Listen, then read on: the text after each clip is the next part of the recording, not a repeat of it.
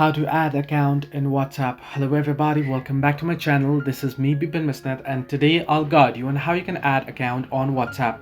Now after the latest update on WhatsApp allows you to add multiple accounts onto your application on single device. You can use two different accounts on WhatsApp. Now you can simply open up WhatsApp and then tap on the three dots option that you can see at the top right corner of your screen.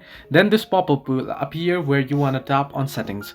Once you tap on settings, now what you want to do is you want to simply tap on the account option at the very first and then simply tap on add account option. Once you tap on add account, at the bottom you want to tap on add account option again. Then it'll ask you to agree to the terms and conditions. Simply tap on agree and continue. It'll ask you for your phone number like you log into WhatsApp. So you want to enter in your phone number and then tap on next. Once you tap on next, it'll send a verification code to your phone number. You want to then enter in the verification code and then you'll be able to log into your account. So this way you can add account on WhatsApp. Hope this helped you. Do like and subscribe, and do not forget to leave a comment down below if you have any further issues.